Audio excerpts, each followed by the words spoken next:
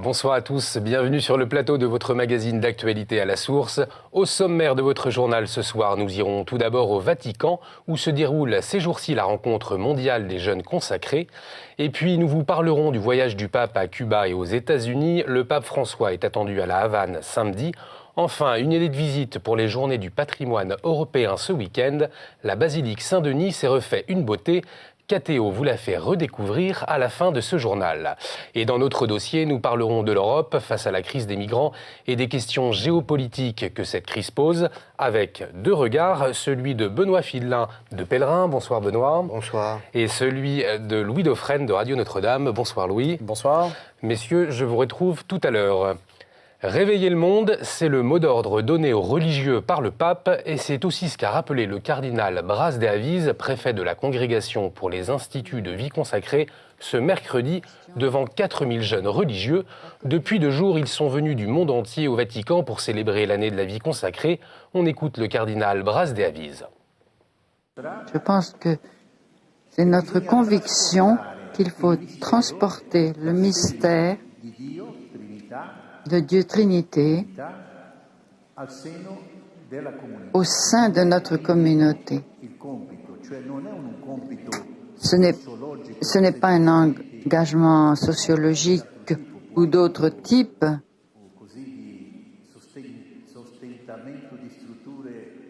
pour maintenir des structures qui sont un peu vieillottes, mais c'est comprendre le mystère de communion de la Trinité et comme nous sommes créés à son image et ressemblance, eh bien le vivre nous aussi dans notre communauté.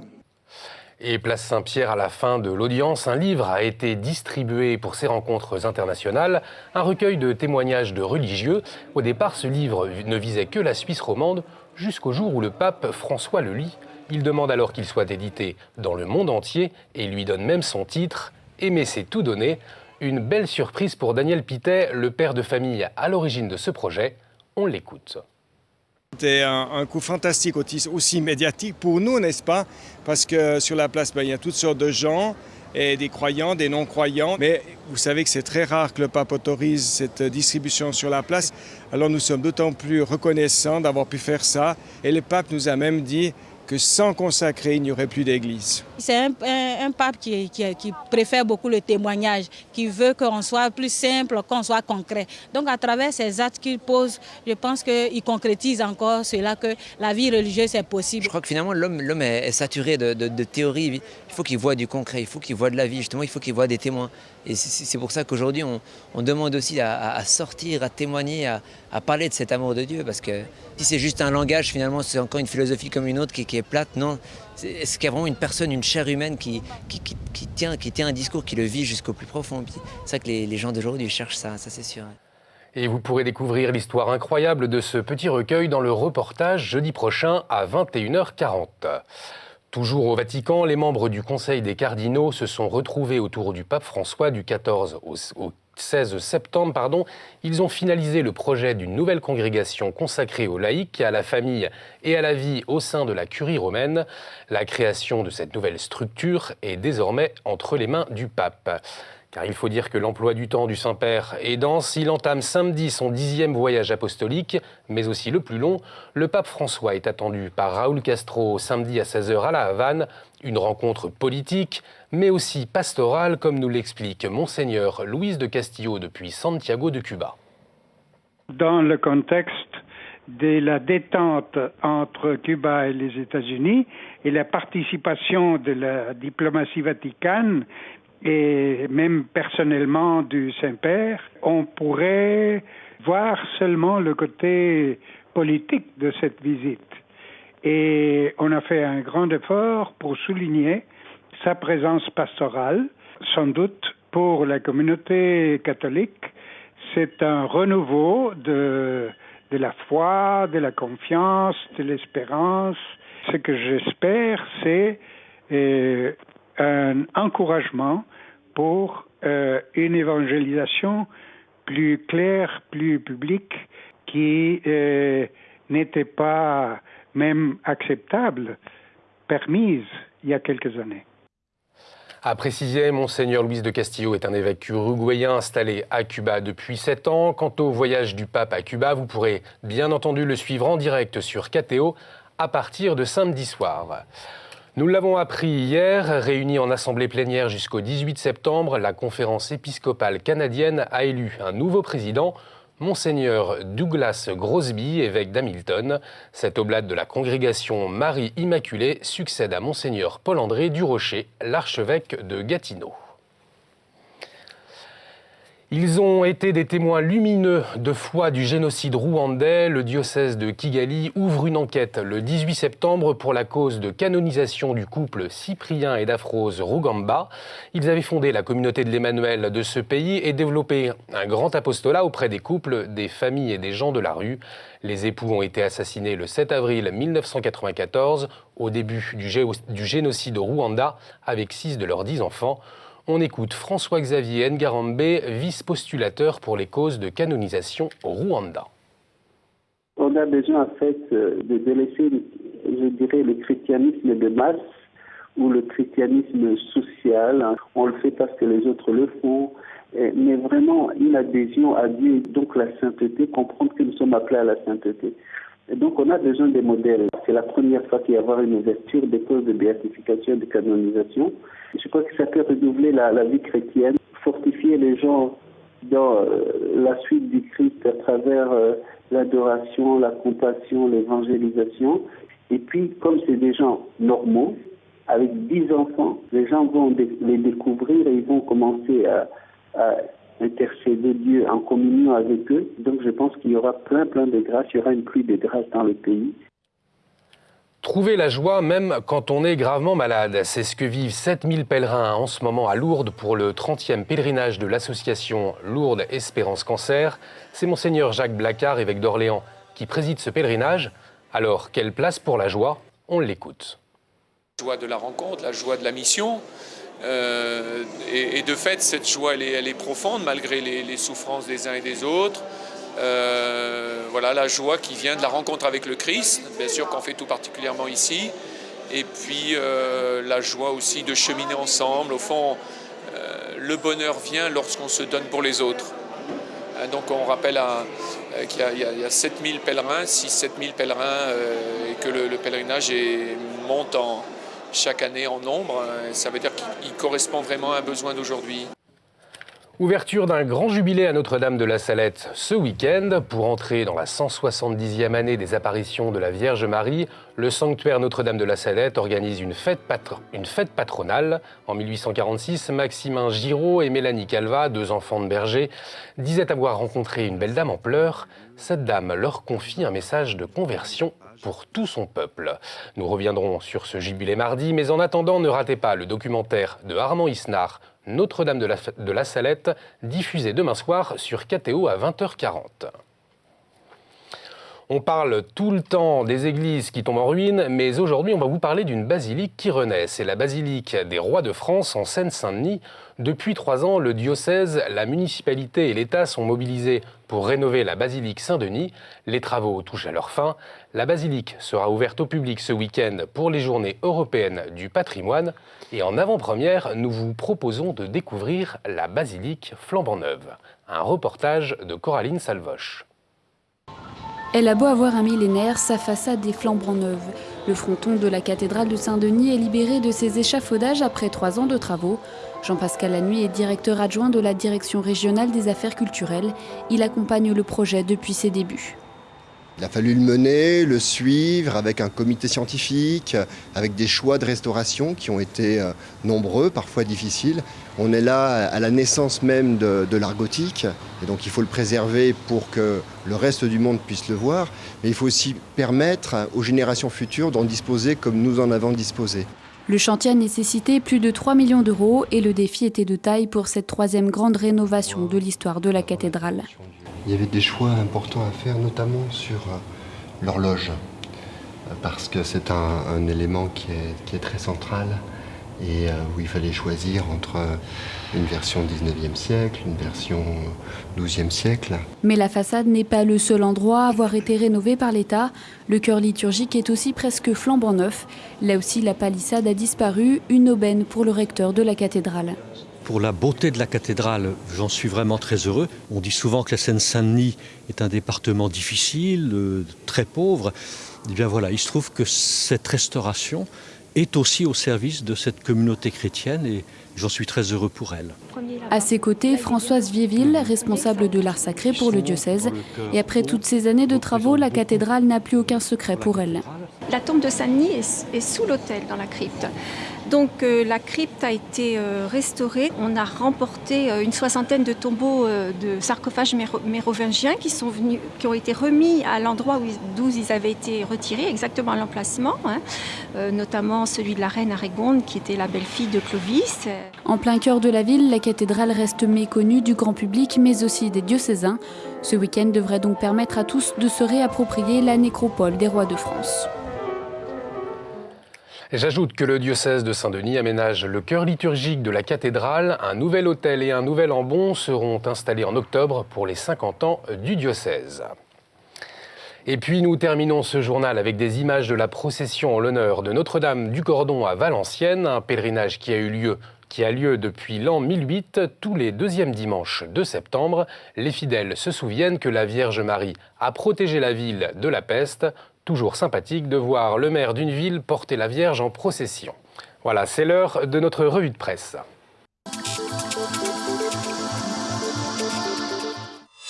Nous commençons aujourd'hui avec Pèlerin. Cette semaine, l'hebdomadaire propose une enquête sur la foi des Cubains avant la venue du pape François. Benoît Fidelin, profitons de votre présence pour vous demander ce que les lecteurs vont pouvoir découvrir dans votre magazine cette semaine. Effectivement, oui, cette première enquête, plutôt un reportage à Cuba où on avait un envoyé spécial sur la foi populaire des Cubains et puis un petit peu aussi sur la manière dont le Vatican, dont l'Église a joué un rôle primordial pour l'apaisement des relations entre les États-Unis et l'île. Et puis il y a aussi tout un grand papier sur la colère des maires face à la baisse des dotations de la part de l'État qui donne une manifestation dans les prochains jours. Un zoom magnifique en photo sur la cathédrale du XXIe siècle de Créteil, et puis une rencontre avec un philosophe, André Consponville, qui nous dit « Je suis philosophe, mais la vie importe plus que la philosophie ».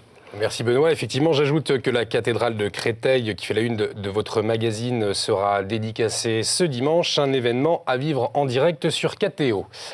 Famille chrétienne fait également sa couverture sur Cuba, avec en photo les Dames Blanches, des dissidentes cubaines proches de l'Église catholique et réprimées par le régime cubain. Une analyse à noter également dans Famille chrétienne à propos de la simplification de la procédure de nullité de mariage voulue par le Saint-Père. Opération Cuba également pour la une du journal La Vie. Et puis à noter page 32, une analyse autour des médias catholiques qui tiennent le choc dans une presse en pleine mutation.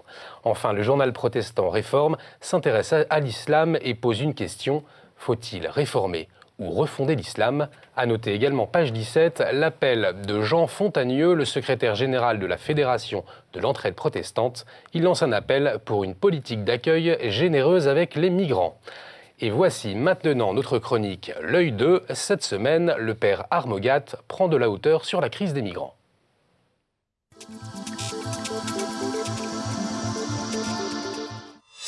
Travailleurs immigrés, clandestins, réfugiés, le vocabulaire a varié et l'embarras sur le vocabulaire reflète un embarras sur la définition. On a créé le mot migrant désormais. Mais dans le fond, de qui s'agit-il ?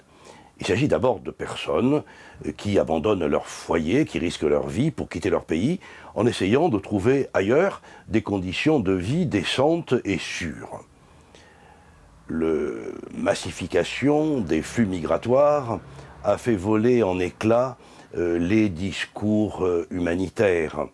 La classe politique, comme d'habitude, s'est répandue des petites machinations à la gesticulation velléitaire, aux discours vertueux et totalement inutiles.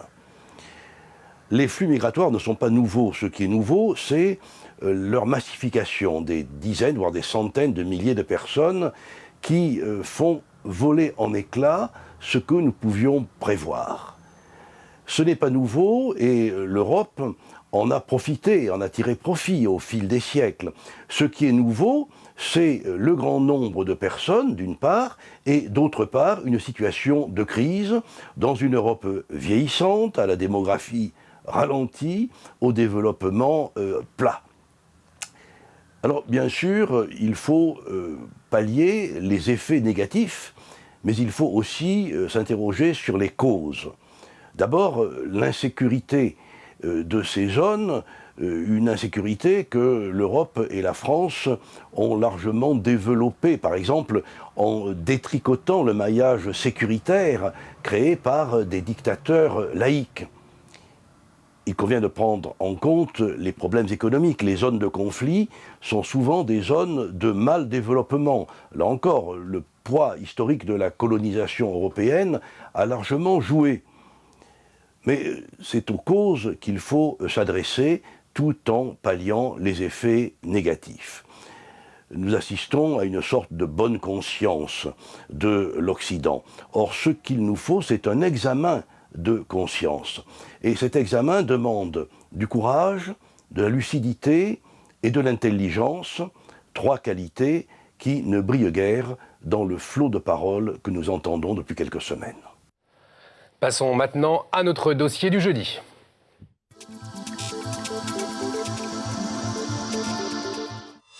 Et aujourd'hui, nous allons nous intéresser à l'Europe qui fait face à l'afflux de réfugiés, qui doit contrôler ses frontières, l'espace Schengen bouge et toutes les questions géopolitiques qui se posent autour.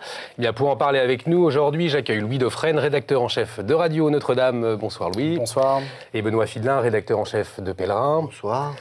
Alors, une question d'abord, messieurs. La pression des réfugiés est-elle en train de faire exploser l'espace Schengen, c'est-à-dire l'Europe telle qu'elle, est-elle en train de se désorganiser ? Benoît. Personnellement, je ne crois pas. Bien sûr, c'est une épreuve. C'est une épreuve absolument pour Schengen. Je rappelle que quand même dans le traité de Schengen, dans les accords de Schengen, était prévue la possibilité de réinstaurer cette surveillance aux frontières pendant 2 mois maximum. Alors donc, ça a déjà été fait, la crise de Vintimille en 2011 et une autre crise en 2013 où on a davantage surveillé les frontières. Je pense que c'est quand même une mise à l'épreuve absolument terrible.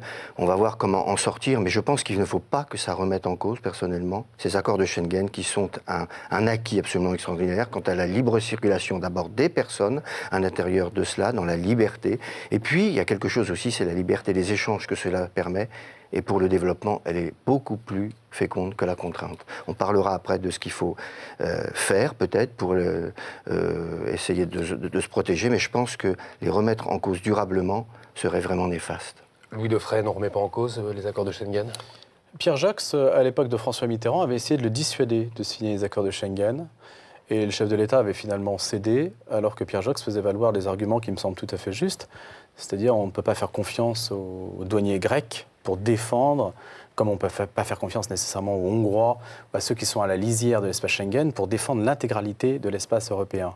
Donc il y avait, je crois, une maldonne initiale dont on était parfaitement conscient, mais à laquelle on a simplement souscrit volontairement. Et le fait de pouvoir rétablir les frontières provisoirement pour un temps limité montre bien que ce n'est pas du tout adapté, puisqu'on voit parfaitement que le phénomène des migrants ne va cesser de continuer. Il n'y a aucune raison pour que ça s'arrête. Donc il va bien falloir passer d'un temps limité à un temps moins limité, et donc finalement à remettre en cause tout l'édifice. Et la crise actuelle de la Hongrie nous montre bien que chacun est obligé de reprendre sa propre, sa propre intégrité de territoire, parce que l'Europe démontre une impuissance absolue dans ce domaine-là. C'est même, j'allais dire, un manque de respect à l'égard de ces personnes, de ces migrants, que de les laisser vagabonder comme ça dans un espace, au lieu de les accueillir à la porte de l'espace Schengen. On aurait dû exiger de la Serbie, de la Croatie, de la Serbie et de la Croatie, qui est à ce moment-là une des structures d'accueil pour qu'on puisse statuer sur le statut même. Comme disait le père Armogat, on ne sait pas comment les appeler. Moi, je ne les appellerai pas des réfugiés. Je suis tout à fait d'accord pour appeler réfugiés les personnes qui, effectivement, quittent une zone de guerre pour se réfugier dans un pays limitrophe où elles ne risquent plus leur vie. À partir du moment où vous quittez le pays limitrophe où vous ne risquez plus votre vie pour aller en exode dans une autre contrée, vous n'êtes plus un réfugié, vous êtes un immigrant qui avait d'autres motivations. Et dans ce cas, vous entrez sous un autre statut, qui est celui des réfugiés économiques, éventuellement, mais ça ne se traite pas comme des réfugiés humanitaires. Ce n'est pas tout à fait la même chose. Donc oui à l'accueil des réfugiés, mais attention, combien y a-t-il vraiment de réfugiés parmi eux ? Impuissance de l'Europe, vous êtes d'accord ? Alors, c'est vrai qu'il y a eu, si on en est dans la crise aujourd'hui, c'est qu'il y a eu une impuissance de l'Europe qui volontairement a voulu construire cette zone d'échange. Moi, je continue à penser que c'était une bonne chose, mais on ne sait pas, c'est vrai, donner les moyens, ensemble, d'approfondir un peu ces règles-là. Moi, je pense qu'il y a quand même des choses qui sont en préparation. D'abord, il y a la volonté, mais qui n'est pas partagée par suffisamment de pays, et c'est là-dessus qu'il faut travailler. D'abord, de renforcer le contrôle aux frontières via l'agence Frontex. Il faut d'autre part créer ce que l'Europe est en train de faire sur le port du Pirée, dans d'autres endroits comme en Sicile, des zones d'accueil pour les migrants, pour vraiment, comme vous le disiez, les accueillir dans de meilleures conditions et faire un tri entre les migrants économiques et les autres. Et puis il y a d'autres choses à plus long terme. Ça, il faut régler ça dans un terme plus proche, mais à plus long terme, il faut absolument réfléchir à l'idée de centres de prévention quant au départ et de centres d'aide pour les gens ne partent pas, mais créent des activités sur place, comme c'est en train d'être mis au Niger par la communauté européenne, à Agadez, où il y a 100 000 migrants qui vont passer en 2015. Il y a un centre où on essaye à la fois de dissuader les gens, de leur montrer les risques de... Alors, c'est pas toujours possible, les risques du voyage, le fait que c'est souvent une impasse que d'aller en Europe. C'est très difficile parce qu'il y a une volonté très forte de venir, mais il faut jouer sur cela. Et puis, ça passe aussi naturellement par le co-développement, quelque chose qu'on a complètement oublié. Et là, il y a un vrai travail qui est à reprendre, c'est en participant, alors en arrêtant la guerre d'abord, on va en parler tout à l'heure, mais en tentant de l'arrêter, mais aussi en développant ces pays-là, le co-développement, qu'on arrivera à tarir le flot des migrants. Justement, une action de court terme, une action de long terme. Justement, on va s'intéresser aux racines du problème, c'est-à-dire Daesh, c'est-à-dire la guerre en Syrie. Sur Daesh, est-ce que la France a raison de vouloir commencer à les bombarder ? Oui. On ne sait plus très bien où est la diplomatie française dans cette histoire et si elle a encore un poids. Moi, si je peux proposer quelque chose, je n'en sais rien, je soumets l'idée, puisque les migrants affirment venir de Syrie, on ne le sait pas forcément d'ailleurs. Moi, je propose que ces migrants soient associés à la libération de leur propre pays. Après tout au long de la guerre froide, les Américains et les Russes n'ont cessé de former des armées de libération avec des instructeurs, que ce soit au Vietnam, soit en Angola, que ce soit... Moi, j'ai fait des reportages là-dessus, sur ces questions-là. Je me souviens très bien quand j'étais en Afrique australe, par exemple. Donc, il y avait des instructeurs qui formaient des gens à la lutte, soit à la lutte anticommuniste, soit au contraire à la lutte subversive.